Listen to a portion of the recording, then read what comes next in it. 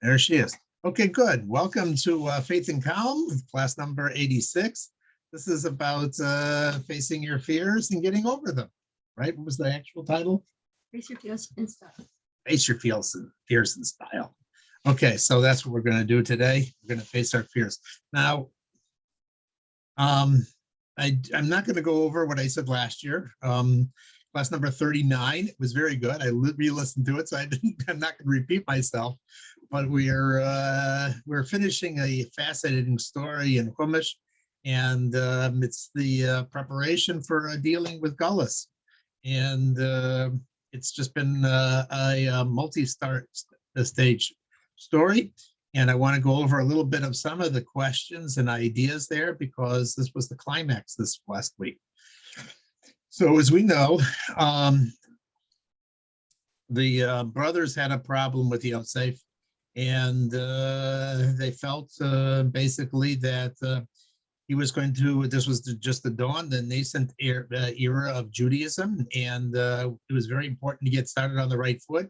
And he was having visions and dreams, and they were completely opposed to this whole idea of what he was proposing for Judaism. They thought Judaism should be shepherds, and we remove ourselves from the world, and when we are holy, and spend as much time connecting with God and not being involved in materiality. And Yosef, they thought, was going to destroy it, and so they said we have to do a necessary amputation, and they also and he was afraid again. He was tattletaling on them, and he was bringing bad stories about them. And they felt that this was the would be the end of Judaism and the end of themselves.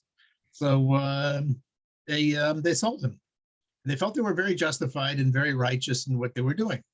But this Yosef realized completely misunderstood him. And he needed to bring health. He wanted to bring healing. And so he created this whole fascinating little charade there. They came down, they were looking for food, and he called them spies and hid the money in their sacks, and they had to go back up, and they wanted the other son to come down, and they didn't want to send Binyamin down. And Yaakov didn't want to send Binyamin down, but they had to go down because when your kids are starving and your grandkids are starving, then you have to do what you have to do. So they all came down, and it all seemed like it was going fairly well. They had a meal together, and they drank, and I just heard this interesting interpretation. He said, I don't know if it's actually where I heard it, but he said an interesting thing.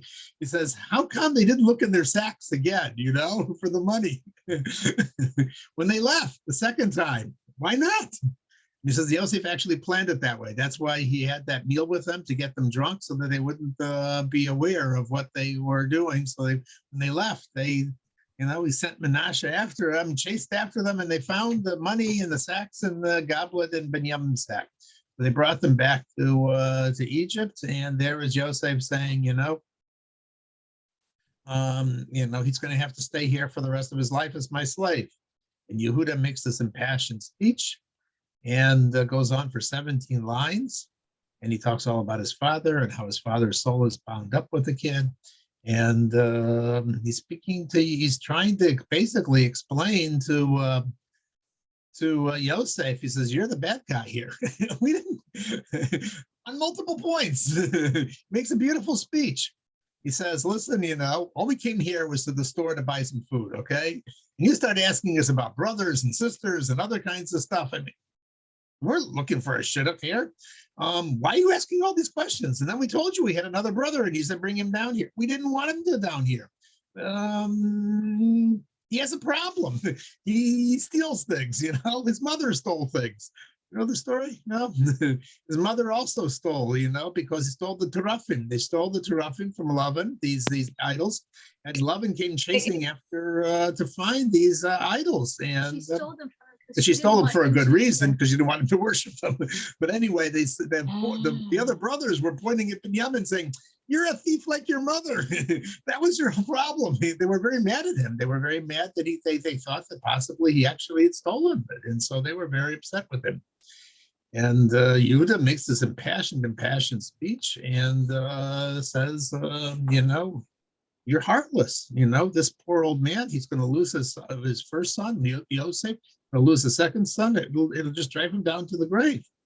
And I am the heartful one. I'm the one that cares about him. And look, I'm standing up and I'm offering my life to protect him.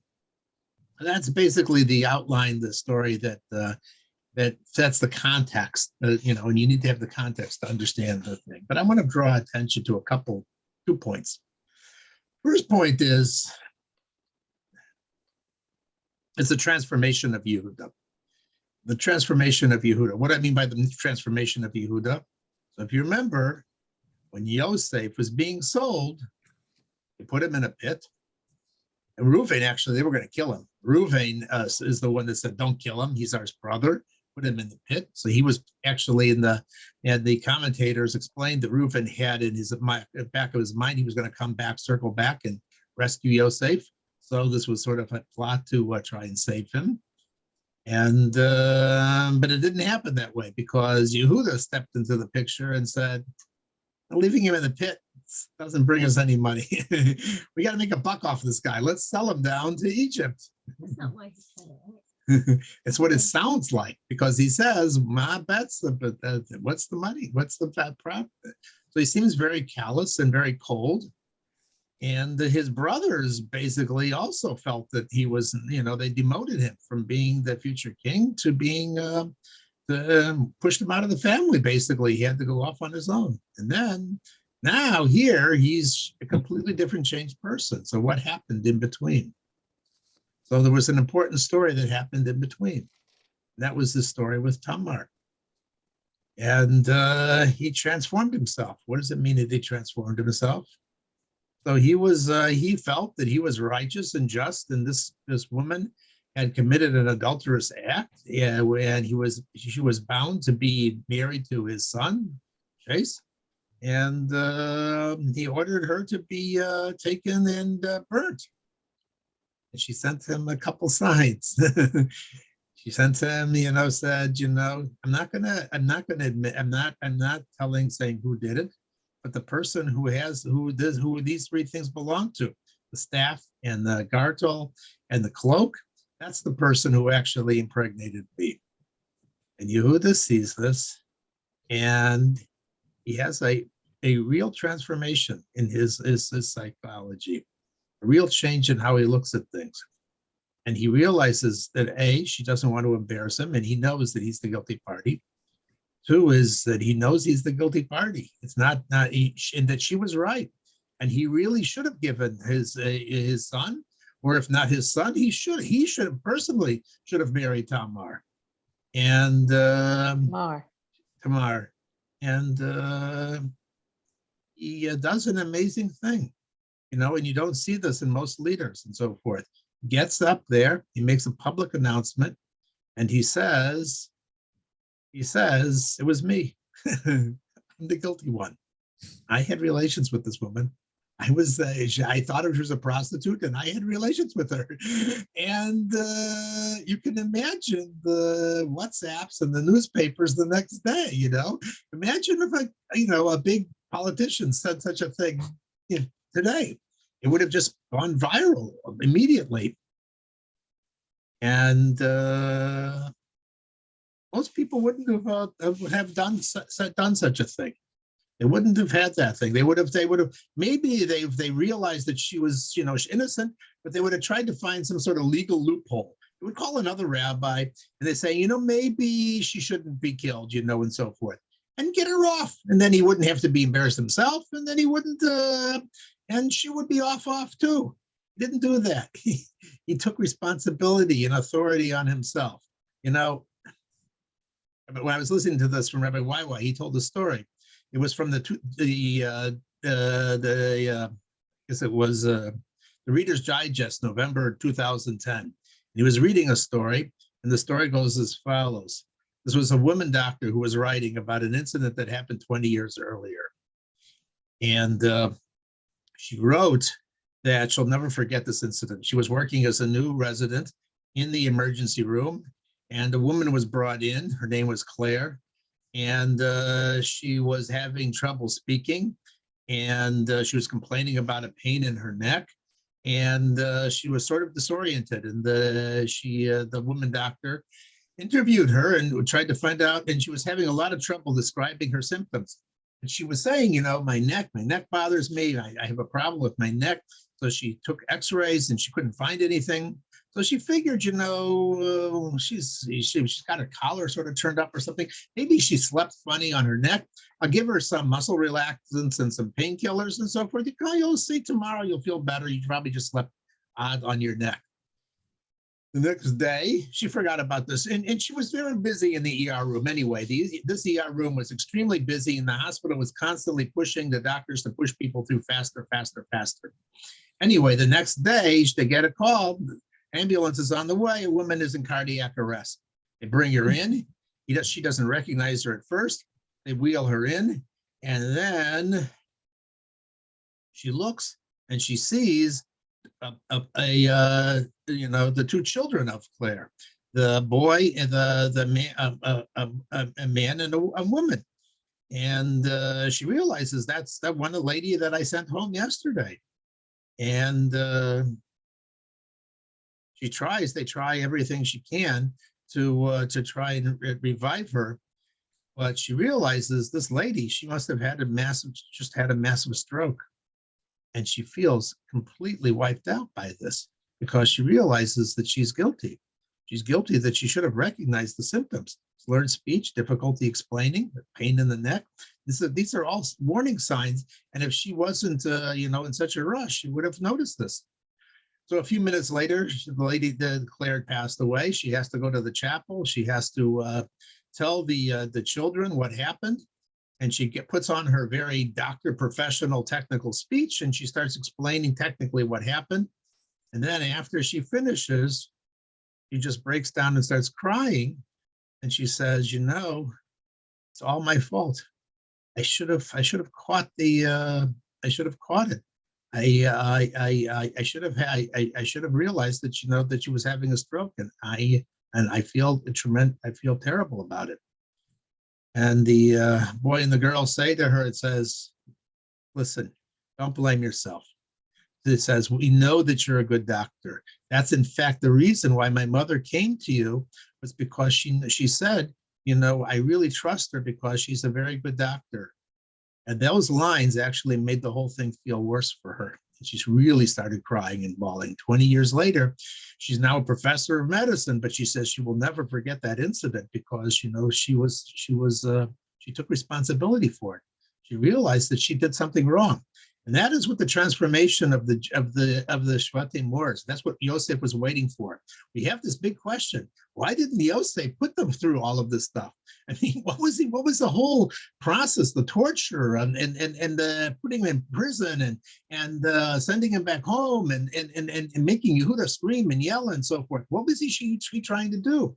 And the answer is basically he was trying to bring healing to the family, because he saw that, as long as they thought that they were righteous and they were correct, they hadn't humbled themselves. They hadn't really realized, that you're a human being. And you make a calculation, and maybe a very good calculation, and maybe a very righteous and a just calculation. But the fact is, because you're human, you can make mistakes, and even the best doctors, the best people can make such a mistake, and it can turn out very badly. So you have to, grow.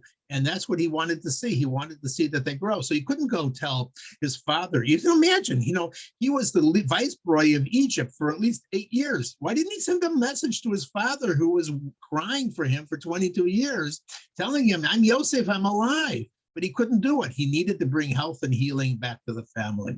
And that is really the crux of this whole story, this happening with the brothers. Yosef knows that he has to, the Jews have, in order to survive in Gullus and to be able to continue, they need to be able to, they can't just be self-righteous. They have to be able to be flexible and bend and humble. Just like this lady in the story, they have to be able to realize, I take responsibility on myself, like Yudah did also. I take responsibility on myself. And those are the people that you can trust in leadership positions, and those are the people who can guide you through Gullus. Many of our politicians would never, they never admit that they did anything wrong. They deny it, they deny it, they deny it, they deny it, and so forth. They never take on responsibility for themselves. That's why Yehuda is considered the king, the leader of the Jewish people. That's why King David also was a very humble person, and he was always confessing about things. That's why that's who you can really respect. The other interesting story, that part that I wanted to bring was, running out of time here. I'm okay. All right. I thought it was a very interesting lesson. So look at Yosef. Yosef, when he finally realizes that his brothers have really done proper teshuvah and have really grown out of the situation, he says, I am Yosef because my father still live. They're like shocked. They can't talk. They can't respond to him.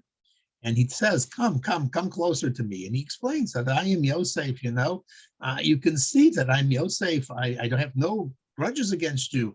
You spent, I'm speaking Hebrew. You sent me. I wasn't sold into slavery. And he says, I am Yosef, the brother that you sold. And wait a second. he's saying he has no grudges. He says he doesn't hold anything against them.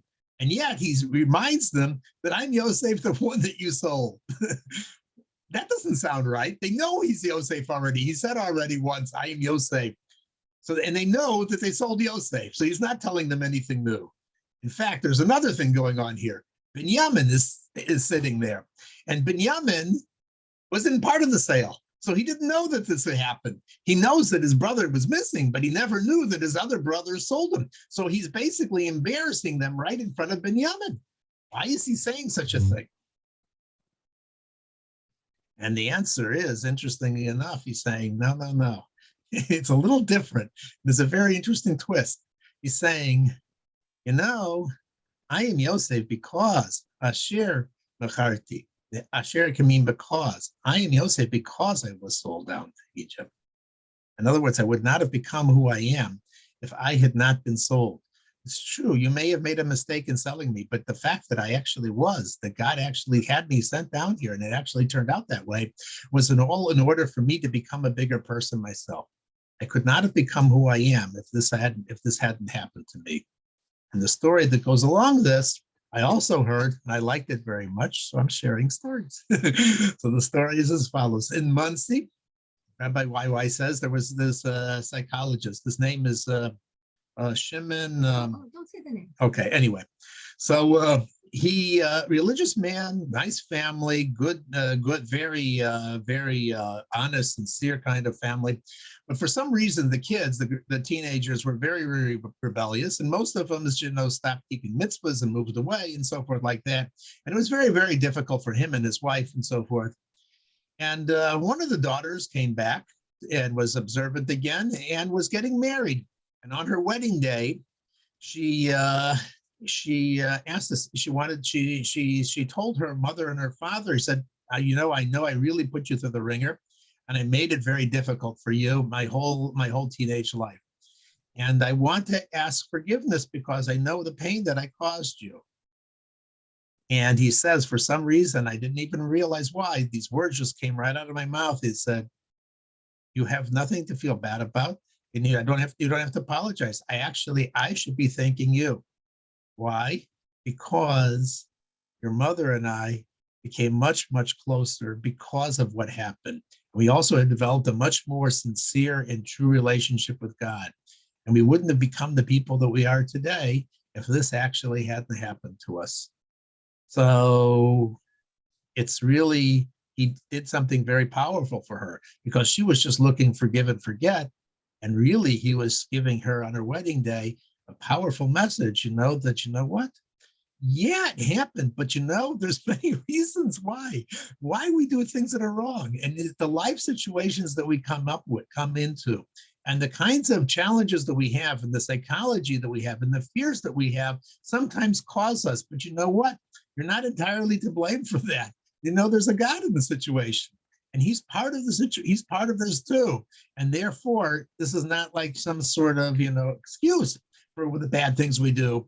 But you have to understand, in the end, it was, you're a partner with God. And part of what's happening is it's it's there. So we have to stop blaming ourselves, and we have to realize sometimes, well, from Yosef's perspective, I was meant to be, this was meant to happen to me. And it really did turn me into something big. It really did become something. And so sometimes the pain, and that's what I said, made the title of the class, Facing Your Fears. When you face your fears and you see that, you have nothing to be afraid of your fears. So the last little point that I want to bring, I thought it all tied everything together. It was the Sikha that I read from the Lubavitcher Rebbe for this week's Parsha, and he was asking the following question. Well, he was trying to explain. It says when Yaakov was going down to Egypt, it says that he was afraid. And so God came to him and told him not to be afraid. I'm going to make you into a great nation down in Egypt. And the Rebbe analyzes this, and he says, it's interesting. The Chumash says fear, and Rashi, when he explains it, he calls it tsar. Now, in Hebrew, the two words are usually interchangeably. People think about fear, yira, and they think about tsar, which is also a kind of emotional distress and pain. But the Rebbe points out that although they are very connected and sometimes share, there are two different things. Fear is about things in the future, and tsar, emotional pain, is about the current situation, or that you're still in pain because it could be physical, right? I'm still hurting from yesterday. I'm still in pain from yesterday. But the two things are actually are now slightly different. So the Rebbe explains fascinatingly that when you face a difficult situation, when you're in an impossible situation, you can have both of these feelings, and both of these feelings are opposite, but one helps to nullify the other. Yaakov was afraid to leave the land to be Israel because he saw that this was the beginning of the Galus. What is Galus? Galus means that it means not only that you're not in Israel, but you're not in the right place. You're not in the situation that you need to be in. You're not married yet. Your family's in the right situation. Your health isn't what is it to be. You're psychologically not in the right situation. Something about your life is something you want to get out of it. You don't want to be there. The Rebbe says the key to getting out of Galus is to feel both of these things at the same time, and that the pain actually helps get away the fear. Why?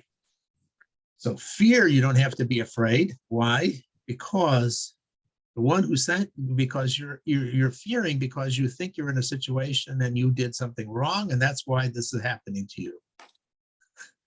You were sent. We were sent into Galus. We were sent in these situations. We were sent into these impossible positions and so forth. God caused us to be there. And because God is the one who sent us into this Galus, in the situation, that means that we have the ability to overcome them. That's the first thing. We're able to thrive in the situation. And the other thing is that if, that we have the ability to, we have the ability to overcome whatever situation we're in. And the other thing is, but by feeling the pain about the situation, we realize, yes, I'm in pain, but God is here with me. He's also in this Galus, and I'm not supposed to be in the situation, but he's there too. So when you realize that God is with you, that's a tool for being able to getting away from your fears, because you know what? He wants to get out of the situation also. And therefore, he's always enabling me and giving me power and giving me abilities to be able to get out of whatever it is, whatever difficult situation that I'm in, whatever pain that I'm suffering, psychological or so forth. You don't have to be afraid of it. You can feel the pain. Don't turn it off. Emotions are a good thing. And don't pretend like nothing is happening to you. It's okay to cry about our situation sometime, and not to be pretend to be a robot. It's okay to have those feelings. But the feelings of the pain actually helps you not to be afraid that this is what's going to continue on forever, because God wants us out of this Galus. And that is what we're going to do, how we're going to get out of Galus, because we're going to say, this can't go on any longer. God, take us out of this. We want Mashiach now. We want to get out of, we want the Geula. And this is why this whole story happens at the beginning of the exile of Egypt, because it was going to be the tool to get out of the exile of Egypt. That are the three ideas that I wanted to convey tonight. My wife is going to give some nice stories to explain this a little bit further. Thank you, Haskell Shimon. Thank you so Thank much. you. Okay, thanks, Haskell. You can take your phone. Here, Haskell, show me your phone. What? Your phone. Okay, good. Okay, hello, everybody. Hi, Amy. Hi, Emily. Hi, Deborah. Hi, anybody else who's on or who will be on. And does anybody have anything to say before we begin? No? Okay. So I had a terrific voice yesterday. I was 100% already. And then I did something that was a little bit silly. So my voice is not perfect. So we'll see. We'll see what happens.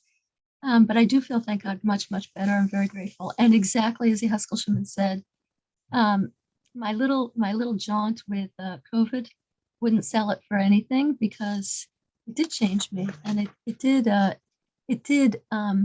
sort of unearth, not physical, but unearth things that I was unhappy with, weaknesses that I felt in myself.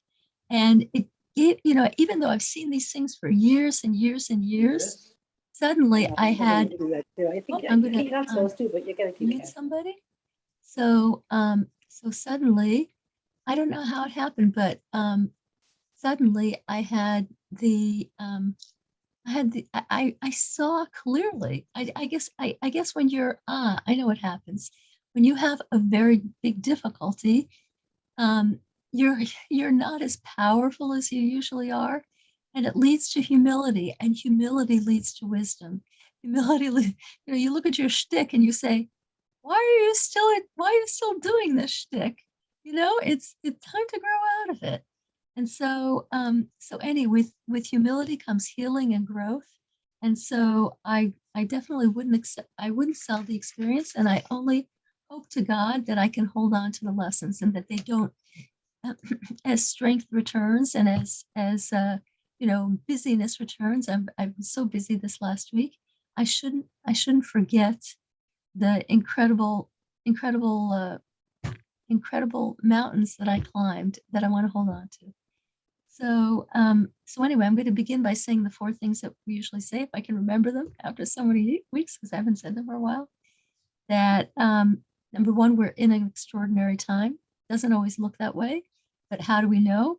The Lubavitcher Rebbe, who was never wrong on any public prediction, told us that we are entering the time of the redemption of the Jews and the entire world. Number 2, we have all our souls were handpicked to be here. Number 3, we have all the tools we need to navigate this time which can be challenging. We have the Torah, which is our guidebook. We have mitzvahs, which are they make us into different people. They make us into who we were meant to be. Without mitzvahs, we can't be who we were meant to be. They unleash the potential inside us. And we have leaders like Moshe Rabbeinu in his time, Moses in his time, and the Lubavitcher Rebbe. And also we know that the Lubavitcher Rebbe hinted broadly many, many, many, many, many, many times that he is Mashiach.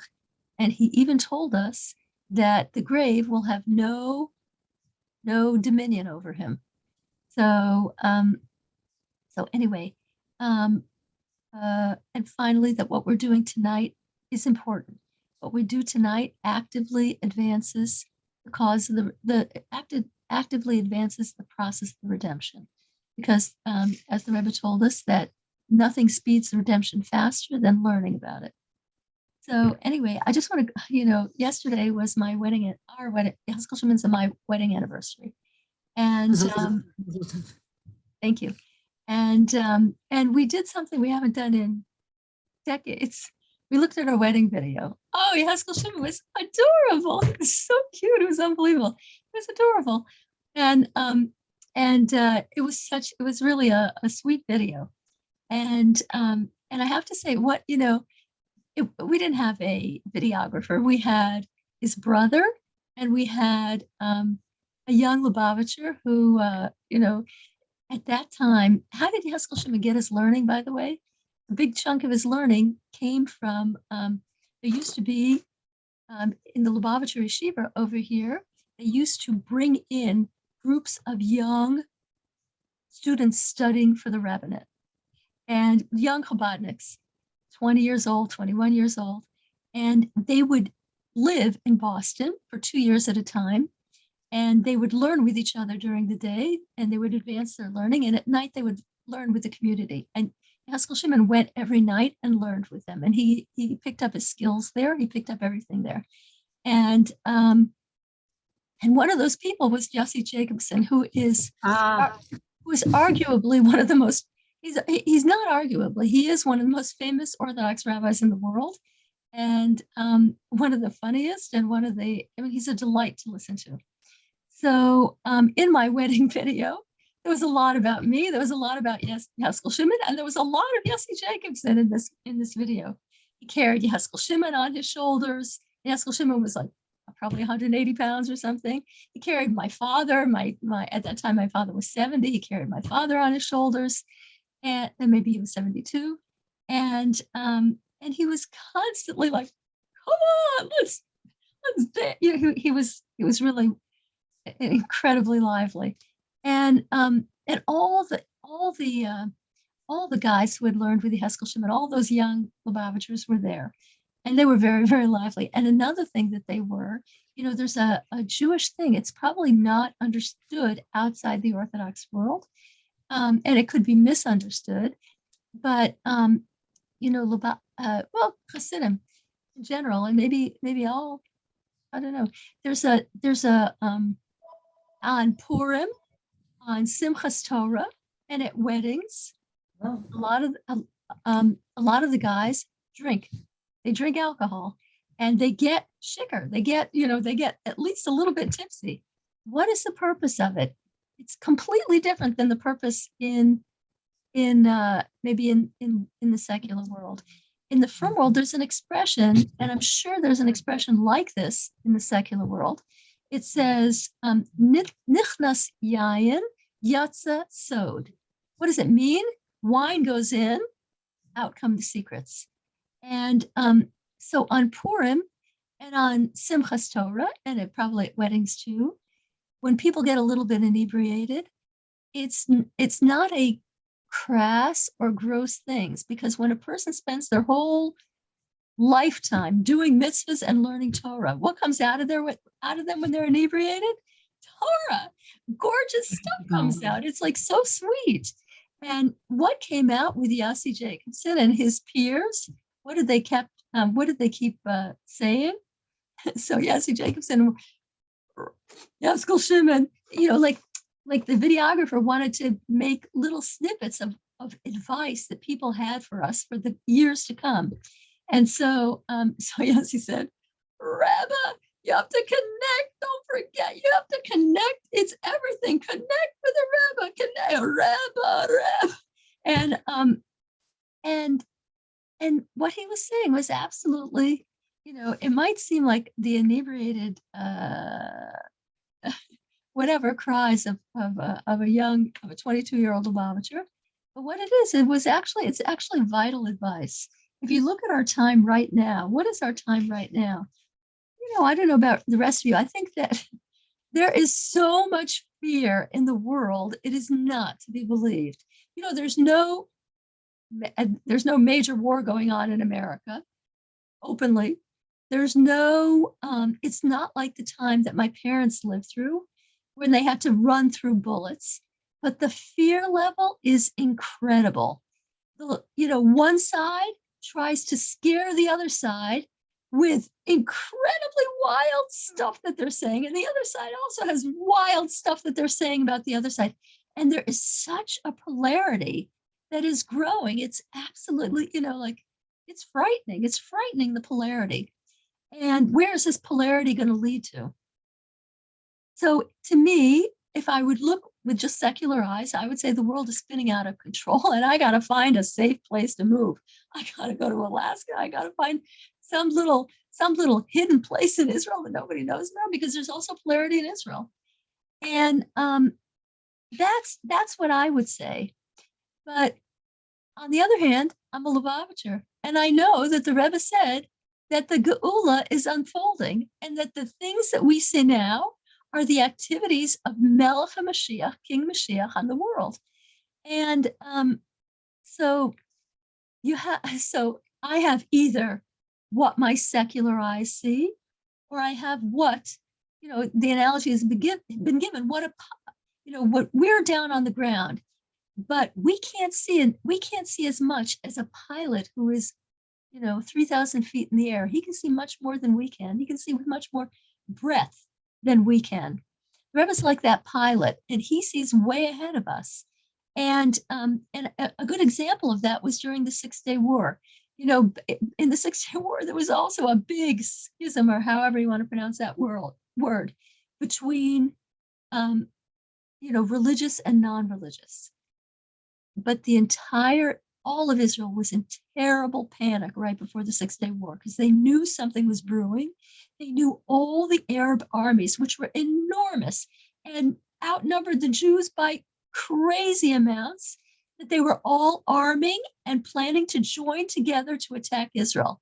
And everybody in Israel was panic stricken, left, right, middle, everybody. I told you this part of the story before, that the prime minister got on the national airways on the eve of the 6-Day War and to reassure the people. And what happened? He burst into tears because he was so afraid. That really reassured everybody. But what did reassure everybody? Lubavitcher Rebbe said before the 6-Day War, first of all, he got all the children, Jewish children around the world, to have rallies and learn as something that he likes the children to learn, called the 12 Pesukim, 12 holy passages from the Torah. There was a rally with 10,000 Jewish kids in Yerushalayim right before the war. And the Rebbe said, do not worry. Hashem is going to do amazing miracles for us. Do not worry. This is going to end well. And every newspaper, the ones that hated the religious right, the ones that were in favor of the religious right, everybody ran as headlines. Lubavitcher Rebbe says everything's going to be okay. And people clung to that. They clung to it because it was so far-fetched. It wasn't funny. It was so far-fetched. And what happened? The 6-Day War, over in 6 days. And if Israel hadn't stopped, they could have taken all of Egypt. They could have taken everything. And it was a wacky, wacky, wacky victory, complete victory. And we got the wall. We got everything.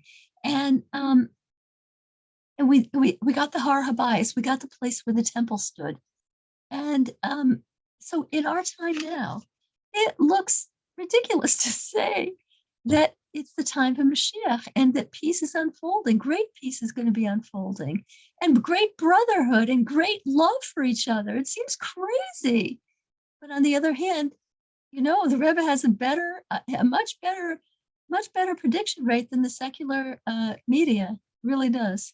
So when Yossi Jacobs was saying, Rabbi, yes, Shimon, you gotta cling to the Rebbe. You know what he was talking about. He still knows what he's talking about, but he knew what he was talking about then. I'm not going to speak long.